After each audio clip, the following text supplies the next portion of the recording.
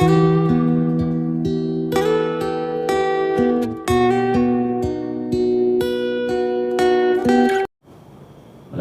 pembahasan sebelumnya, Al-Imam Al-Muallif menyebutkan Bismillahirrahmanirrahim. Alhamdulillahirabbil alamin. Allahumma shalli wa sallim ala sayyidina Muhammad wa ala sayyidina Muhammad.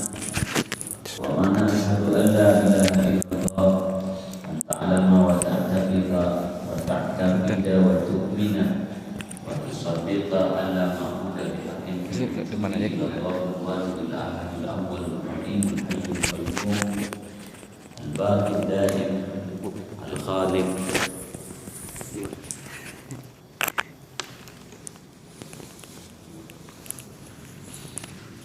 ar-razzaq al-alimul qadirul fa'alu lima yurid. Ma sya'allahu kana wa ma lam yasha' lam yakun. Wala haula wala quwwata illa billahil aliyyil azim. Mausufun bi kulli kamal, munazzahun an kulli naqsin. Allah Subhanahu wa ta'ala itu al-alimul qadir, maha tahu, maha kuasa. Al-fa'alu lima yurid, melakukan apa yang dikehendaki olehnya. Yang terjadi ini di atas kuasa Allah sesuai dengan kehendaknya. Kalau kehendak Allah kita bahagia, walaupun seluruh dunia, seluruh makhluk menginginkan kita sengsara, gak bakalan terjadi. Tetap keinginan Allah yang akan terjadi. Sebaliknya pula, seperti apapun kita mencoba menghindar dari yang namanya musibah, dari yang namanya bencana, kegagalan, kalau Allah Subhanahu wa ta'ala tidak menginginkan, gak bakalan bisa. Dalam filsafat kita berdoa, ada satu hal yang paling penting. Jangan memaksa Tuhan ikut kita. Di dalam hadis dinyatakan bahwa segala doa hamba pasti dikabulkan Allah, sesuai dengan janji Allah, wa idza sa'alaka ibadi anni fa inni qarib ujibu da'watad da'i idza da'an. Aku mengabulkan seluruh permintaan hamba ketika dia meminta. Janji Allah. Apalagi ketika disertai doa tersebut dengan syarat-syarat. Ada pujian menyanjung Allah, ada sholawat kepada baginda Rasulullah. Doanya adalah doa kebaikan dunia dan juga akhirat. Pasti dikabulkan oleh Allah. Cuman pengabulannya dengan 3 jenis. 3. Yang pertama, diberikan sesuai permintaan. Diberikan sesuai permintaan. Minta duit dikasih duit, minta rumah dikasih rumah, minta jabatan dikasih jabatan. Ini yang pertama. Yang kedua, dikabulkan di akhirat dengan gantian surga atau kenikmatannya. Kita minta mobil di dunia nggak dikasih, di akhirat surganya ditambahin oleh Allah kenikmatannya. Yang ketiga, digantikan oleh Allah dengan perkara yang lebih baik. Kita meminta diberikan rezeki yang banyak. Di saat yang sama, takdir Allah juga mengatakan kita sakit. Percuma dong duit banyak kalau cuman habis dipakai buat berobat. Apa nikmatnya duit banyak kalau cuman bisa dipakai buat berobat doang? Maka kata Allah, ya udah dah ente duitnya dikit aja tapi sehat. Nanti duit dikit aja, tapi masalah rumah tangga nggak banyak. Rumah yang mestinya udah bocor tetap kuat, mobil yang mestinya ganti aki, ganti ban tetap masih bagus, motor juga sama. Allah Ta'ala diberi satu sebutan Al-Mudabbir, yang maha mengatur, dan aturan Allah Ta'ala itu luar biasa. Ada sebahagian makhluk ini Allah kuasakan kepada manusia kita yang ngatur, ada pula sebahagian memang hanya Allah yang maha mengatur. Penciptaan, sampai sekarang belum ada manusia yang bisa menciptakan makhluk Allah. Coba sebagai gambaran, ketika urusan itu diserahin ke manusia, ayam negeri, logikanya ayam itu, ayam kampung, kalau 3 bulan kira-kira beratnya berapa kilo? Hebat-hebat 6 on, 7 on. Ayam negeri 40 hari 2,5 kilo. Tapi ada sistem radiasi, dikasih obat, dikasih ini, dikasih itu. Kalau sudah manusia yang ngurus, maksa. Andaikan matahari itu manusia yang ngurus, mungkin udah banyak matahari itu terbitnya telat atau berlebihan. Syukur itu Tuhan yang ngurus. Kalau kita yang ngurus, suka-suka kita yang bikin aturan. Hidup kita ini juga begitu. Coba Bapak pikirkan, ada berapa banyak yang nggak masuk di logika kita. Secara rezeki, dihitung pendapatan kita, mungkin kita belum layak punya rumah, belum layak punya mobil, tapi kok udah punya. Lihat ijazah, ya. Ijazah kita tuh ya ada juga sih nilainya, sekedar penghormatan lah. Tapi kalau daftar ke perusahaan gede apa enggak? Mestinya yang ijazahnya lebih tinggi, rezekinya lebih luas, tapi ternyata rezeki manusia nggak ikut ijazah, nggak ikut pendidikan. Banyak orang kampung saya di Kalimantan itu bos tambang, bos batu bara, bos kayu, nggak tamat sekolah tapi duitnya Masya Allah. Karena rezeki bukan bergantung kepada itu. Kalau ikut aturan kita yang ngatur, maka Masya Allah.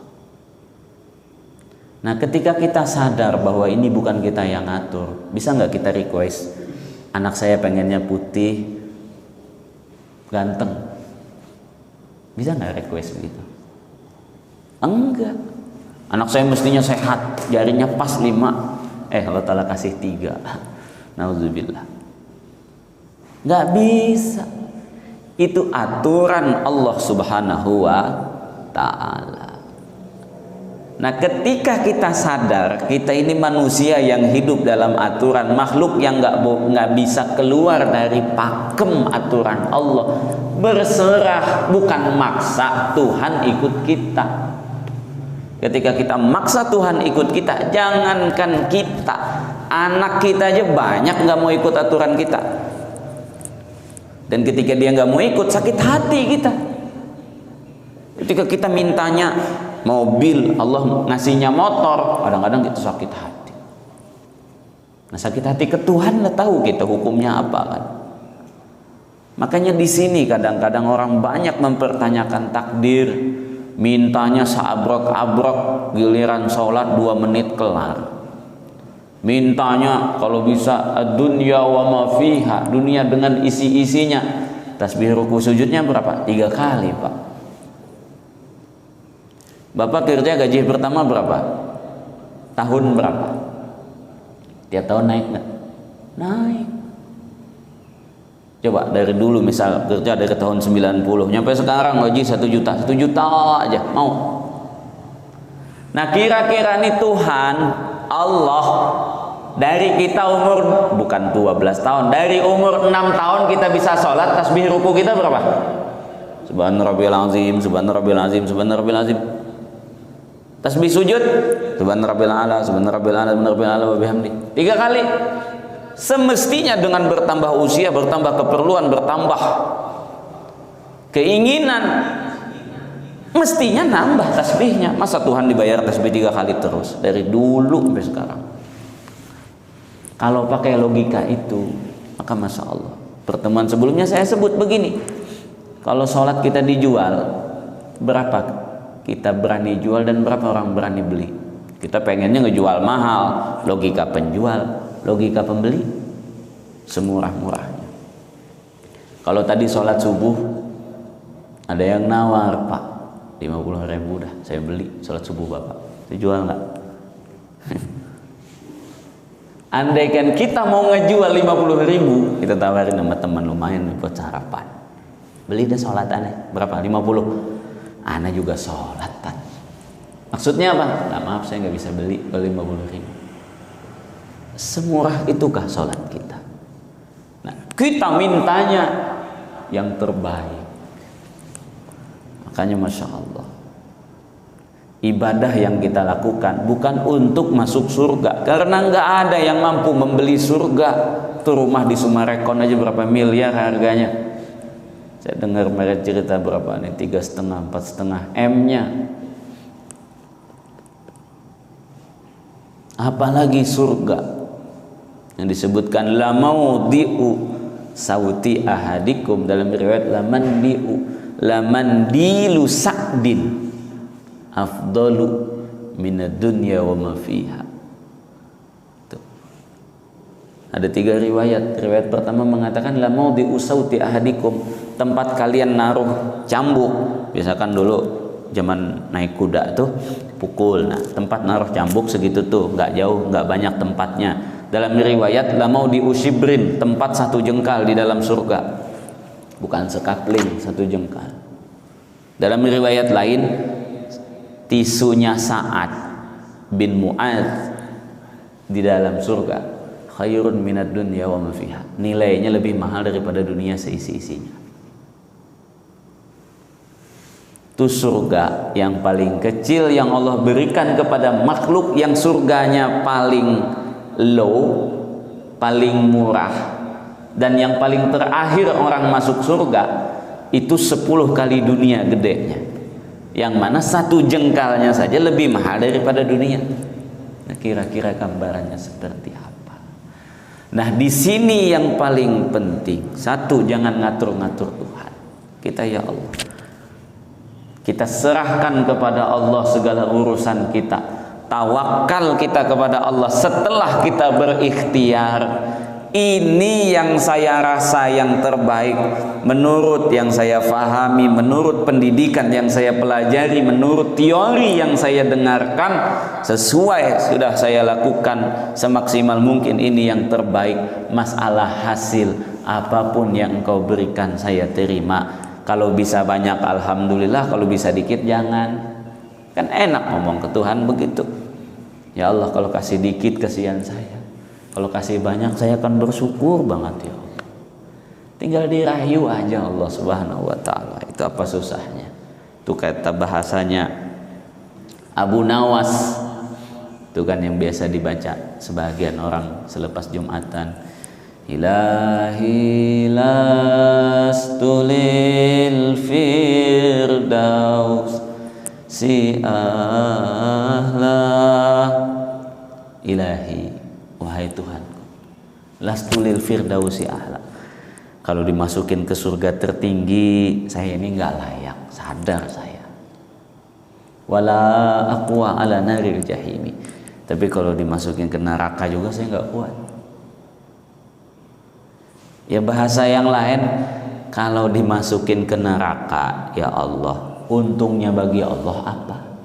Emang Allah bahagia banget kalau saya masuk neraka? Enggak. Kalau dimasukin ke surga, apa ruginya? Emang saya ngabisin berasnya Allah? Enggak.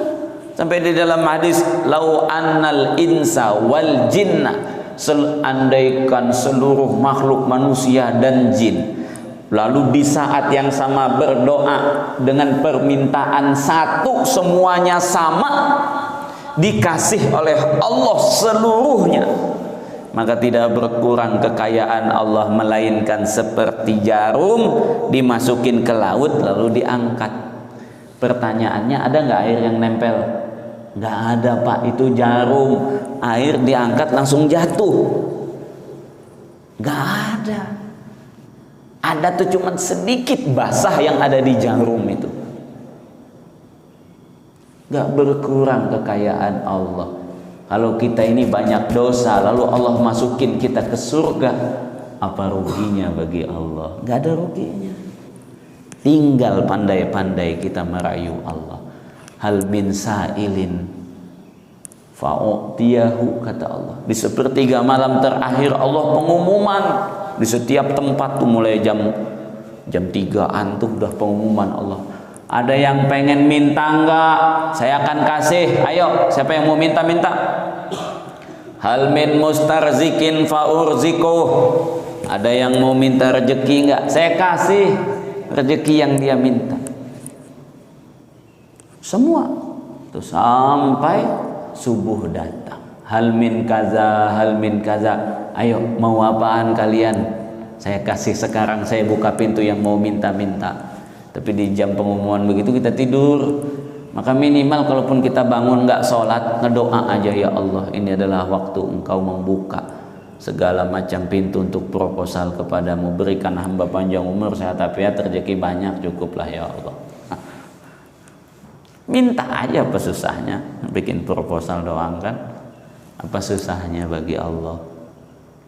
Cuman satu perkara lagi, ulama mengatakan sesuaikan permintaan dengan usaha.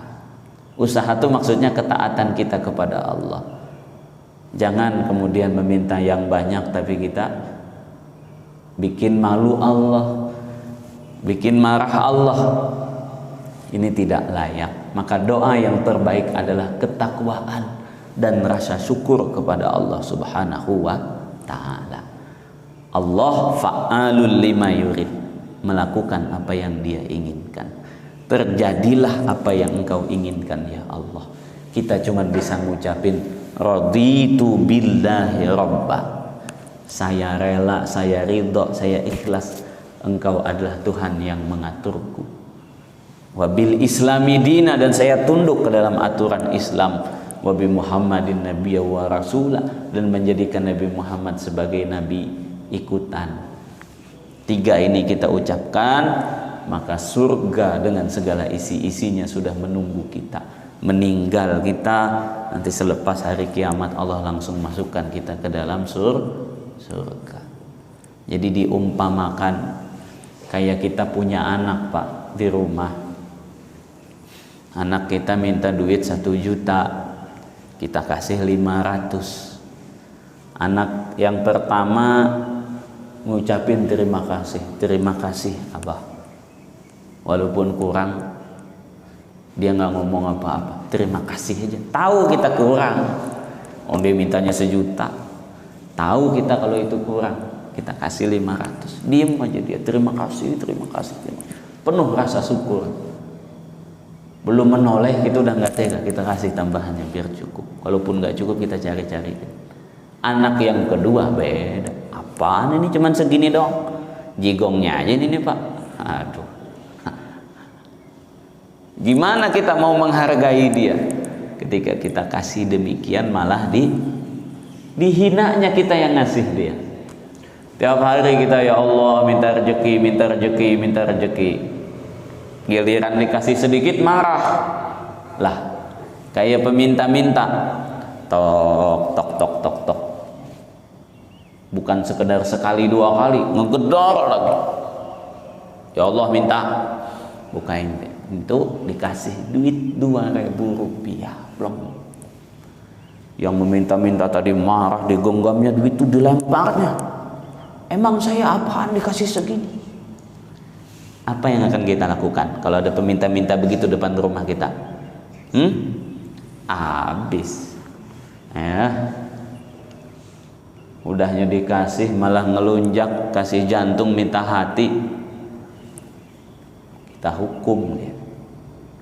Begitu juga Allah.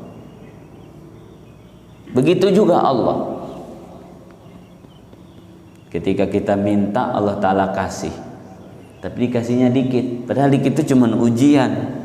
Bukan Allah miskin, bukan Allah susah, cuman ujian bagi kita berjiwa berterima kasih, bersyukur apa tidak. Sehingga ini pemberian sama dari Allah Subhanahu wa Ta'ala. Bagi Allah memberi sedikit dengan memberi banyak nggak ada bedanya. Kali aja rekening Allah langsung kurus kalau Allah ngasih banyak. Nggak goyang angkanya, Pak. Nggak berseri duitnya Allah. Maka ketika Allah ngasih kita sedikit, bukan Allah tidak menghargai kita.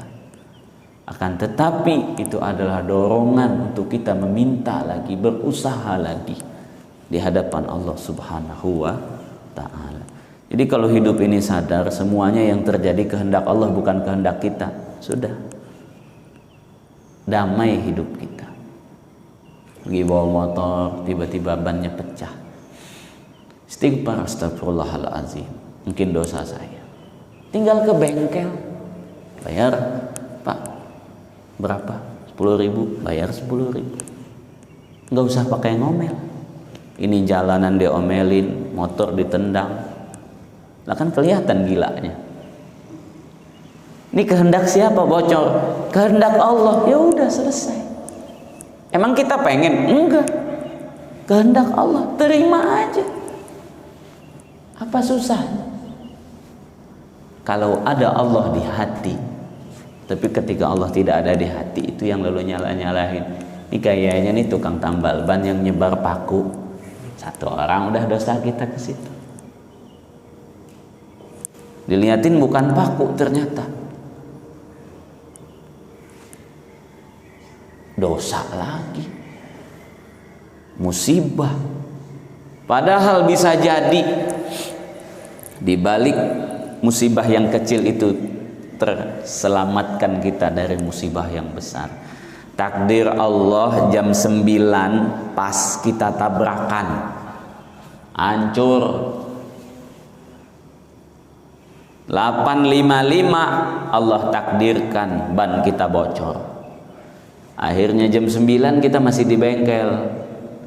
Lewatlah takdir musibah yang besar, yang mestinya 10 juta cuman 10.000. Syukur nggak? Syukur.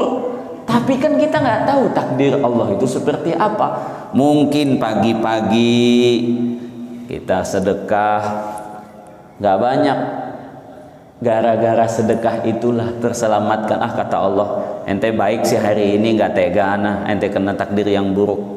Tolong takdirnya dihapuskan, ganti aja yang 10 juta jadi 10.000. Allah Ta'ala itu Rahman Rahim, Pak, Maha Pengasih, Maha Penyayang. Nggak mungkin ngaturin yang nggak baik untuk kita. Kalau kita iseng sama orang, kadang kita ngerjain orang. Allah nggak ada yang namanya iseng lalu sampai ngerjain itu, nggak ada. Cuman kita perlu sadar, hilang yang kecil bukan berarti hilang, justru untuk menyelamatkan kita dari yang besar. Makanya itu nggak ada hidup ini yang akan membuat kita menangis, semuanya membuat kita tersenyum. Ketika anaknya Sayyiduna Abdullah bin Mas'ud, dalam riwayat lain juga diceritakan Sayyiduna Umar bin Abdul Aziz, anaknya meninggal, menangis beliau. Ketika dikuburkan, beliau mengucapkan inna lillahi wa inna ilaihi raji'un walhamdulillah.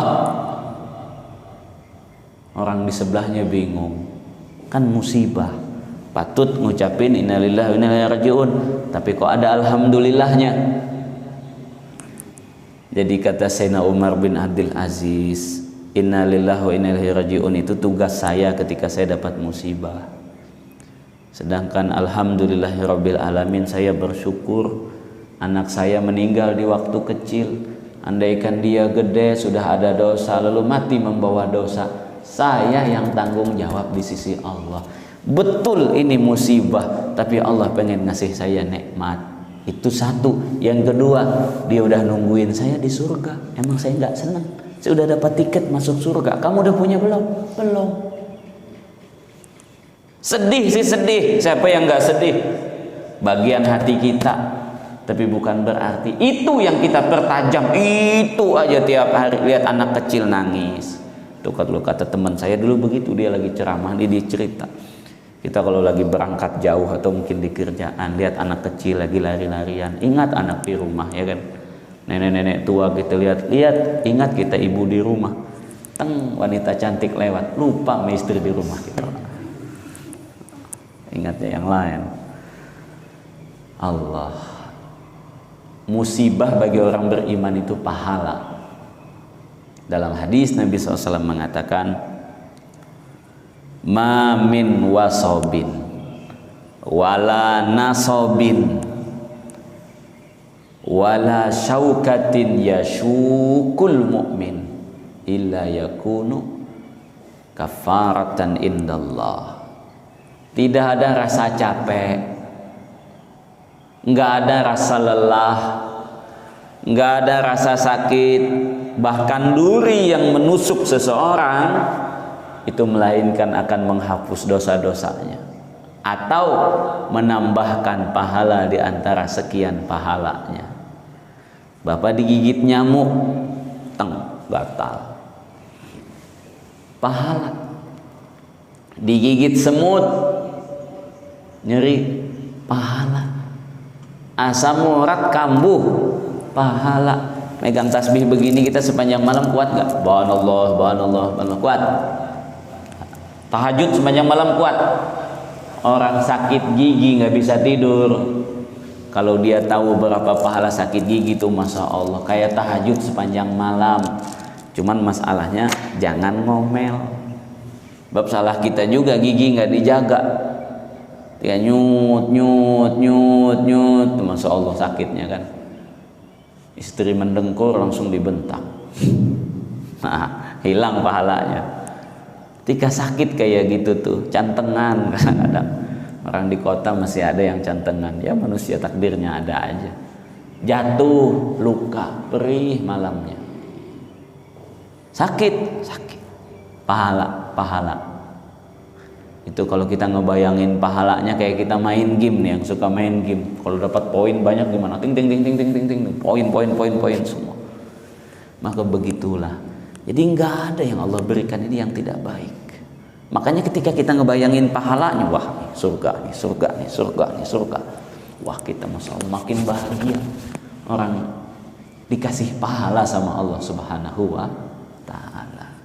Mudah-mudahan kita bisa memasukkan ini ke dalam hati kita. Amin ya rabbal alamin. Masya Allahu kana, yang Allah inginkan terjadi. Wa ma lam yasha lam yakun, yang Allah nggak inginkan nggak bakalan terjadi. Semuanya atas izin Allah. Nah, jadi ketika izin Allah tidak ada, nggak bakalan bisa. Jangan kita melihat bahwa apa yang kita lakukan tidak dinilai oleh Allah yang Maha melihat. Jangan kita salah ketika mengucapkan sesuatu yang buruk, Allah yang Maha mendengar lalu tidak membalas, atau sebaliknya kata-kata yang baik Allah yang Maha mendengar lalu kemudian tidak membalasnya dengan kebaikan. Inni la udhi'u amala amilin minkum, aku tidak pernah menyia-nyiakan amal dari kalian, buruk ataupun baik. Mithqala dzarratin khairan yarahu, akan kalian lihat balasannya. Mithqala dzarratin syarran yarahu, sekecil atom keburukan juga ada balasannya. Saya ketemu dengan banyak orang tua-tua sakit, jadi ternyata punya sejarah kelam di waktu hidupnya.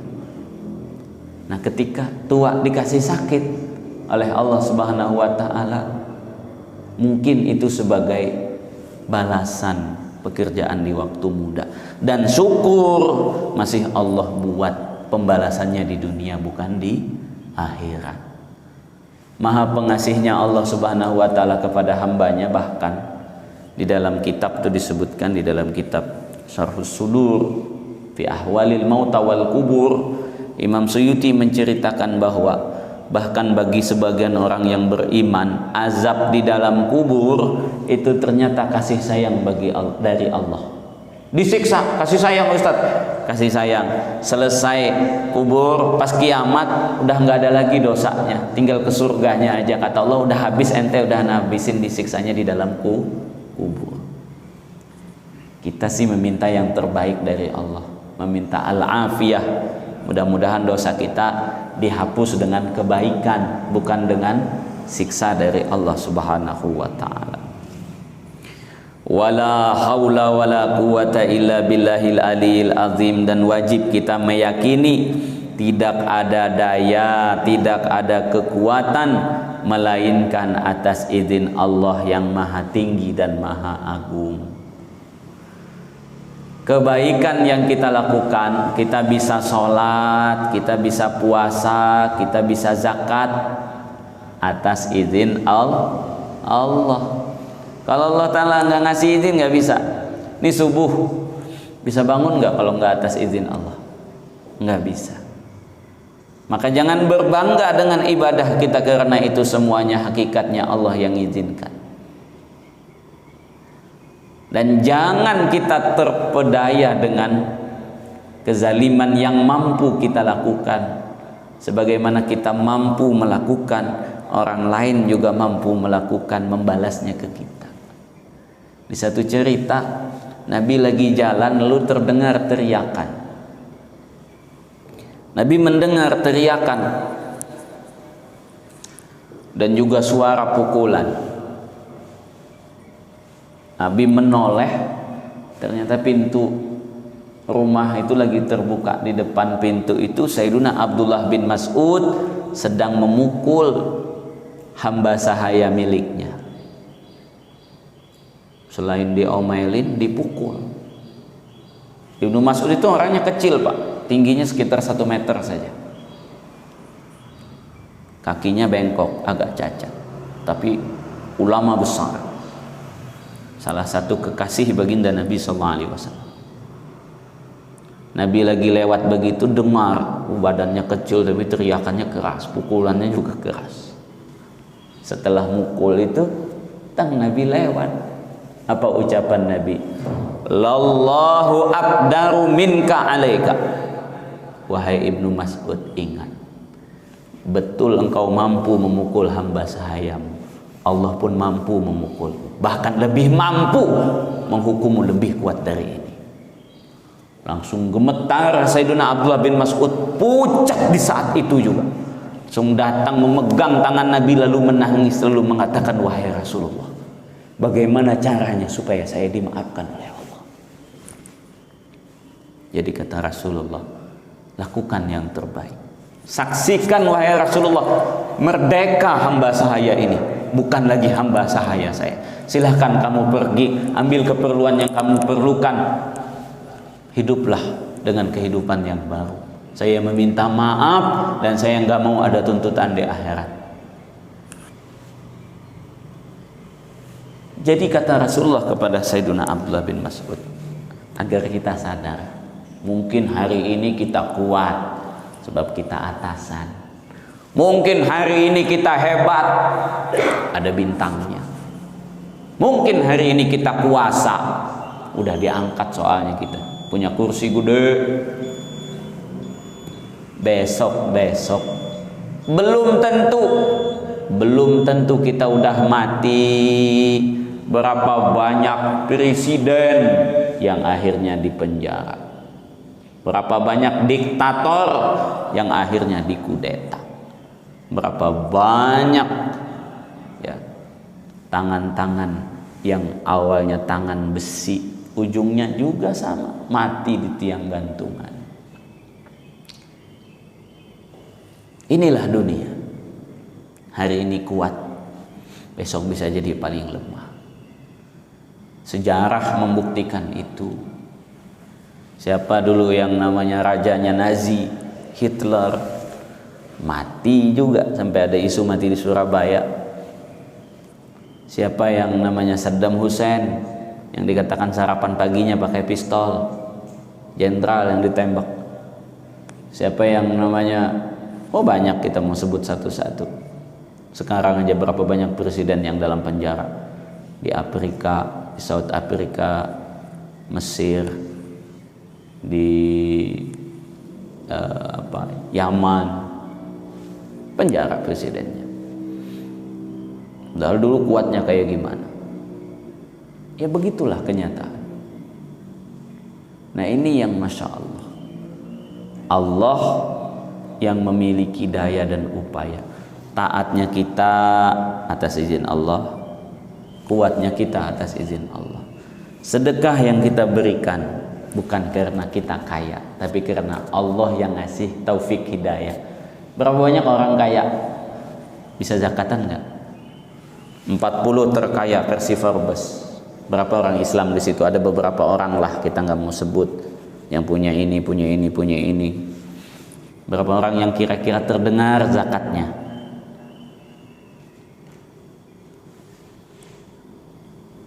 Berapa orang yang terdengar membantu fakir miskin?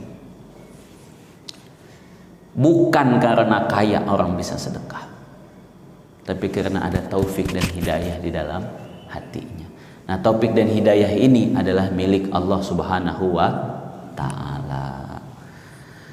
Mausufun bikulli kamal, Allah Ta'ala itu bersifat dengan seluruh sifat kesempurnaan. Haram bahkan murtad menyebut Allah bersifat kekurangan. Allah lemah misalkan, menyebut Tuhan itu lemah. Kalau itu disebut oleh orang Islam hukumnya murtad. Kalau disebut oleh orang kafirnya dibunuh. Hukum pancung. Itu hukum. Walaupun nanti proses untuk ke situ ada, tidak langsung orang Islam dibunuh, ada konfirmasi, ada istitabah, diminta bertaubat dulu dan sebagainya. Nah, jadi Allah Ta'ala memiliki sifat dengan seluruh sifat kesempurnaan. Segala sifat yang bermakna kekurangan atau mengindikasikan kekurangan, maka Allah tidak disebut sifat demikian, baik secara hukum atau secara adab. Contoh, Allahu khalaqakum wa ma ta'malun. Allah yang menciptakan kalian dan apa yang kalian kerjakan. Maka pertanyaannya, ketika kebaikan adalah ciptaan Allah, apakah keburukan juga ciptaan Allah? Secara tauhid ciptaan Allah, tapi Allah tidak disebut begitu. Dua ciptaan, Allah menciptakan malaikat, Allah menciptakan iblis. Jangan iblis yang digembar-gemborkan malaikatnya. Itu adab. Allah yang menciptakan malaikat, Allah menciptakan para nabi. Kan ada yang bagus-bagus yang bisa disebut. Jangan dipilih iblis sama setan. Ini adab. Begitu juga, Ustaz, tuh kotoran kucing, yang nyiptain siapa? Ambil, pukulkan ke mukanya. Tidak layak kita sebut keburukan itu kepada Allah. Sesuatu yang kotor, sesuatu yang aib dinisbahkan ke Allah. Ustaz, itu ada orang cacat, yang ciptain siapa? Jangan begitu membahasnya. Makanya positive thinking itu sampai dalam tauhid ada. Nggak boleh sembarangan. Allah Ta'ala mengatakan laha ma kasabat wa alaiha ma tasabat. Kalau kebaikan yang dia lakukan untuk dia juga, kalau keburukan yang dia lakukan, dia, kata Allah, bukan Allah, maka hukumannya untuk dia juga. Nah, jadi betul hakikat segala sesuatu kembali kepada Allah. Akan tetapi dalam mencontohkan dan segalanya tidak boleh secara adab menyebut itu Allah. Allah menciptakan banyak benda sempurna, malah yang cacat-cacat yang dijadiin contoh. Nah, maka itu dulu kasus di salah satu STAIN atau IAIN ataupun UIN yang dosennya menyebut anjinghu akbar, secara hukum langsung murtad. Begitu juga menulis tulisan Allah, ini kan cuma tulisan ditaruh di lantai lalu diinjak-injak, hukumnya murtad. Itu adalah simbol menghinakan. Kan Allah maha mulia, nggak bakalan terhina. Ya, tapi ente melakukan suatu perkara yang telah menunjukkan simbol sebuah penghinaan, maka hukumnya itu menghinakan. Nah, jadi hati-hati ini, bahasa tauhid ini nggak bisa sembarangan. Jangan pakai logika kita yang logikanya apalagi logika lemah, pengen berpolemik lalu kemudian membawa berbagai macam hal, ya pengen terkenal lah pada dasarnya. Zaman sekarang orang begitu kadang-kadang, Tuhan dijadikan objek untuk mendapatkan keduniaan. Ini terlalu murah yang dia lakukan. Jadi tidak boleh menisbahkan Allah kepada sesuatu yang negatif. Dulu tuh ada lagu, kalau udah tahu lagu ini berarti tua ya, lagunya Desi Ratnasari dulu. Kalau nggak salah Desi Ratnasari yang nyanyi itu, takdir memang kejam gitu. Ya bagi orang yang nggak bisa menerima takdir, ya kejam takdir itu, secara logikanya benar. Tapi di dalam bab tauhid itu adalah menista Tuhan. Seakan-akan Tuhan itu kejam. Emang Tuhan zalim ke dia? Itu bisa membawa kepada kemurtadan karena mendiskreditkan Tuhan. Munazzahun an kulli naqsin. Allah Ta'ala itu suci dari segala kekurangan. Jangan melihat kelebihan bagi kita itu kelebihan bagi Allah. Enggak, tidak begitu pemahamannya. Kita kalau punya anak berarti lebih. Allah kalau punya anak kurang, bukan lebih. Bukan Tuhan jadinya kalau punya anak. Laisa kamitslihi syai'un wa huwas samiul basir. Allah Ta'ala itu tidak ada serupaannya dari segala sesuatu, dan Allah Maha mendengar, Maha melihat. Nah ini nih yang sekarang banyak disalahpahami orang, maksud tujuan ayat ini. Ada istilah tajsim, tashbih, dan ini dua-duanya dilarang di dalam Islam. Bismillah. Tajsim artinya menyatakan Allah itu berbentuk seperti bentuk makhluk, keseluruhan atau sebagian. Tashbih artinya menyerupakan Allah dengan makhluk. Maka itu kalau kita sebut yadullahi fawqa aydihim, tangan Allah. Menurut gambaran Bapak, tangan itu kan makhluk, ada bentuknya. Kalau disebut tangan, gambaran otak kita kayak gimana? Ya tangan.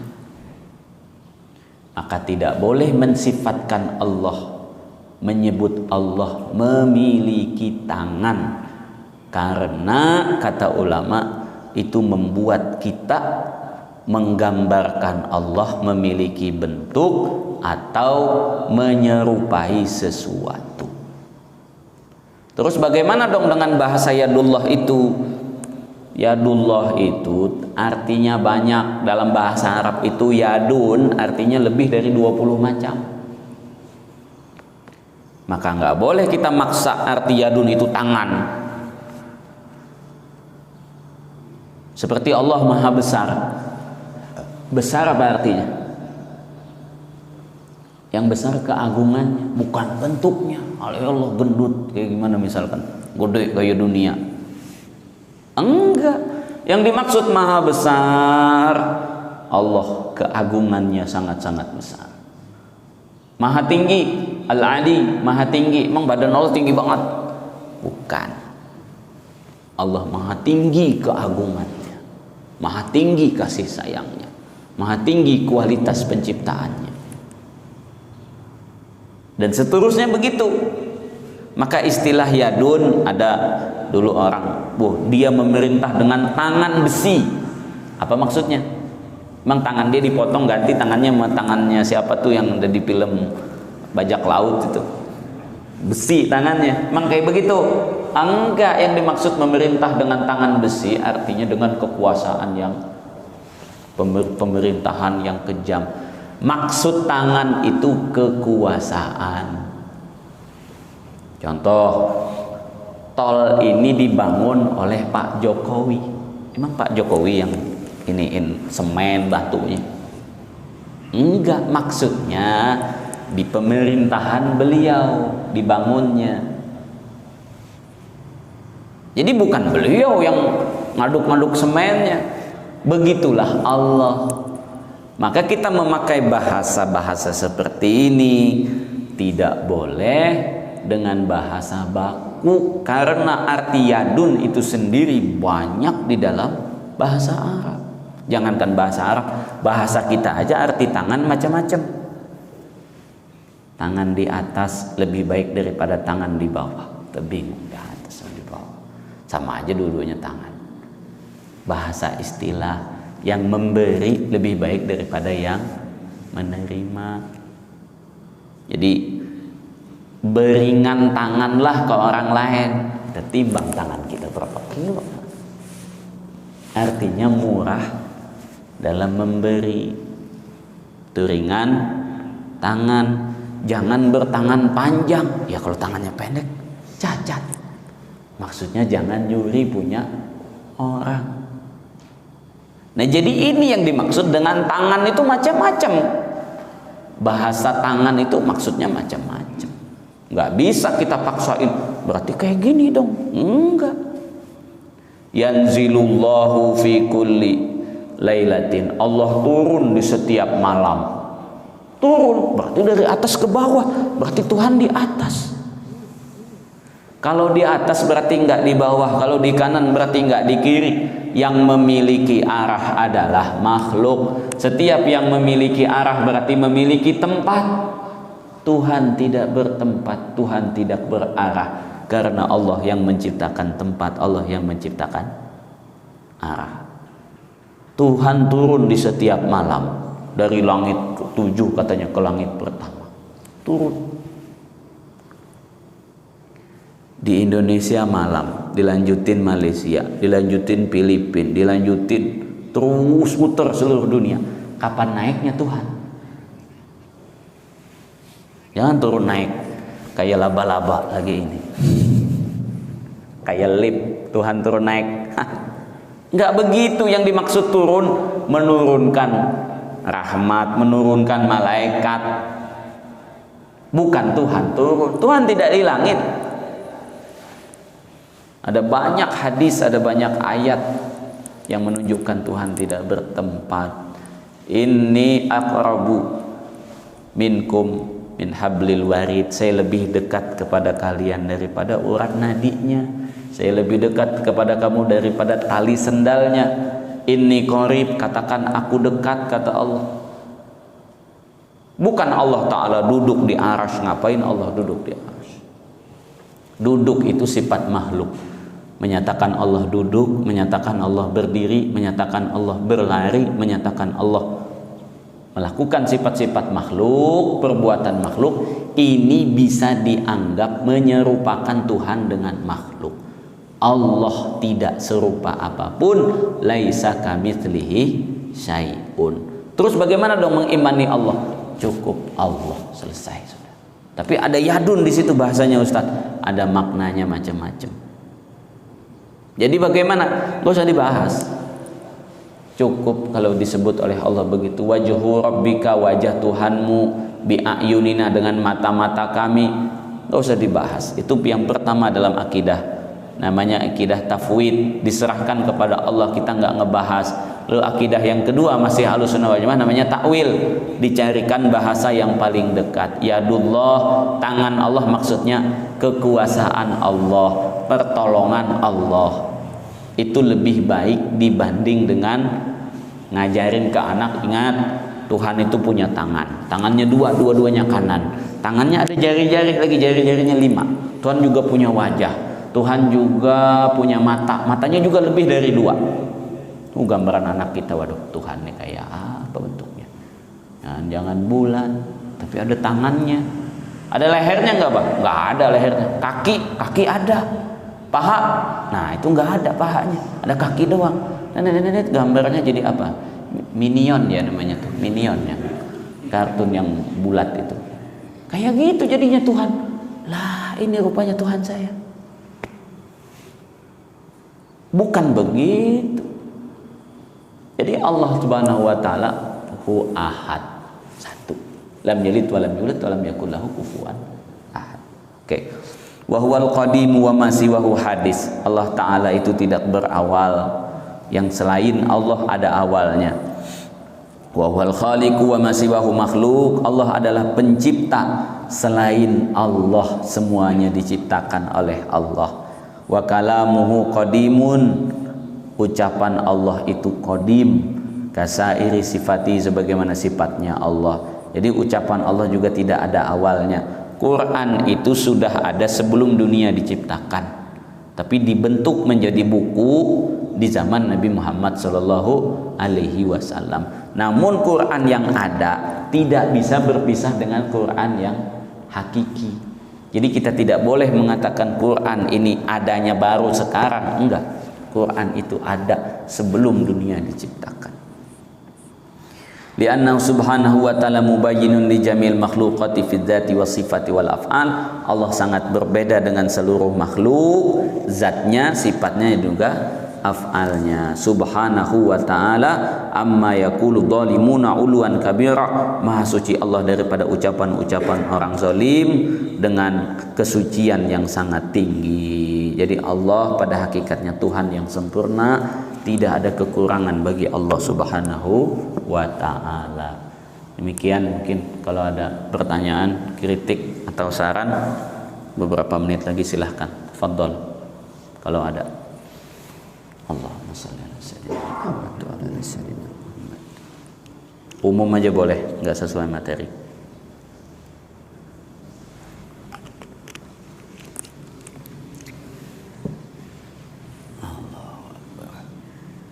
Oke, cukup. Insyaallah. Subhanallah bihamdihi, subhanallah bihamdika, asyhadu an la ilaha illa anta, astaghfiruka wa atubu ilaik. Assalamualaikum warahmatullahi wabarakatuh.